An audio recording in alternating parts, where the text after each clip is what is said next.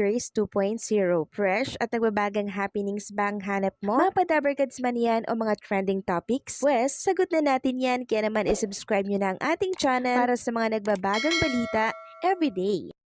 So ayun, welcome back again sa ating YouTube channel mga kadabarkads, and for today's video, ang pag-uusapan natin ay tungkol sa mga pangyayari po sa loob at sa labas ng Itbulaga, at simulan nga natin dito po sa total cash prizes na naipamigay ng Itbulaga for November 18, 2024. 240,000 pesos po kasi total of 30,000 pesos para sa therapy, 15,000 pesos naman para sa OBB Challenge, at 5,000 pesos naman para sa Birch Tree FB promo, and 80,000 pesos para sa Sugod Bahay.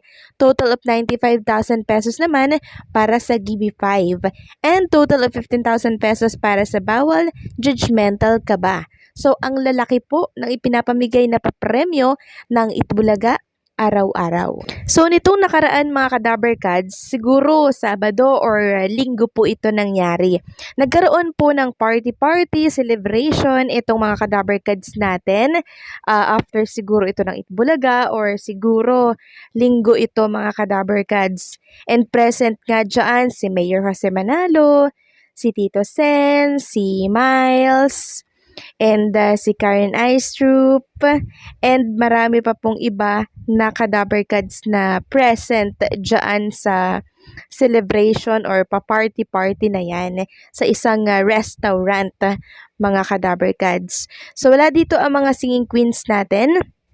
And wala rin naman dito yung ibang kadabarkads. Yung mga nabanggit ko lang din po yung present dito. And kasama pa ang ibang mga staff ng Itbulaga. So nagkaroon sila ng happy-happy, lumabas sila, no? Pero hindi po ito yung parang pinaka-Christmas party po nila.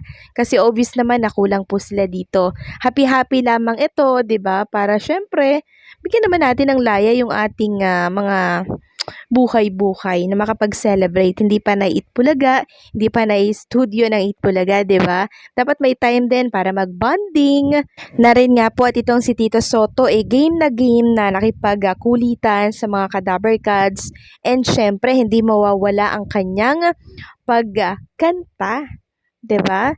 And itong si Miles Ocampo, kumanta din po siya, maging si Karen Aistrup, kumanta rin po siya. And meron tayong revelasyon dyan mga kadabarkads. Dahil itong si Tito Soto, meron po siyang ni-reveal para po sa mga host ng Itbulaga.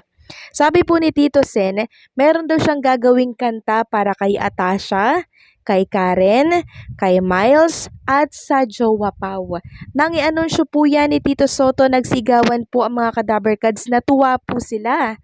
No? Dahil sabi po ni Tito Sen, after daw ng Oh Baby, ang gagawa naman ng kanta ay si Atasha, Karen, Miles, and Jowa Pau. So ayan po yung mga request ng Karen Natics dyan, ng Miles Natics dyan, Atasha Natics, and syempre ng Jowa Pau.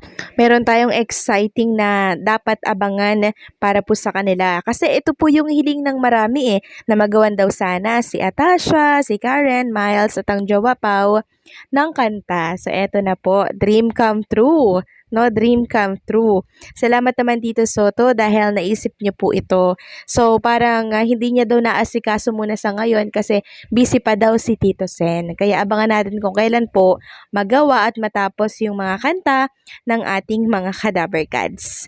Samantalang pag-usapan naman natin ang tungkol sa inilabas na kabuuang Christmas Station ID po ng TV5 kahapon na talaga namang pinag-isipan. Hindi po tinipid ang oras dahil nasa 10 minutes ang tinakbo po ng naturang Christmas Station ID ng TV5 ng Kapatid Network. Hindi minadali, no? Lahat may exposure, maging ang ilan sa mga kapamilya actor, actresses, planex po nila doon. Ang lyric ng song napakaganda, ramdam po yung diwa ng Pasko at pagmamahalan, nakaka-LSS. Last song syndrome na pag napakinggan mo yung kanta, uulit-ulitin mo na pong kantahin mga kadabarkads. Lahat ng dabarkads na flex din at nagkaroon ng exposure. Ang Tito Vic and Joey, singing queens natin, mga host ng Itbulaga, maging si Amber Torres, present din. Bidang-bida po ang mga Dabarkads natin sa kabuuan ng Christmas Station ID. Masaya at ramdam talaga ang pagmamahalan. Pinakita din ng TV5 ang magandang relasyon nila sa kapamilya. Overall, ang ganda, wala na akong masabi, kundi mas maganda ito kumpara po sa Kapuso. Ang dami kong good feedback na naririnig sa naturang Christmas Station ID ng TV5. Ngayon, puntahan naman natin ang komento ng mga netizen tungkol dito sa inilabas ng TV5.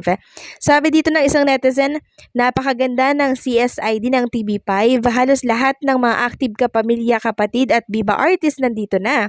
Even si Maha, yes po. Si Maha present din. Kahit na wala siyang show ngayon, kasama pa din siya. And ang Singing Queens at Baby Amber kasama din. Extended version pala ito. Ang ganda nung pasok ng batang star sa studio ng Itbulaga, yes. Sabay kalabit ni Amber at pasok ng buong Dabarkads. Congratulations kapatid, kapamilya, kabiba at Dabarkads. And nung dagdag ko lang nung patapos na po yung Christmas Station ID ng TV5, lumabas yung star, di ba?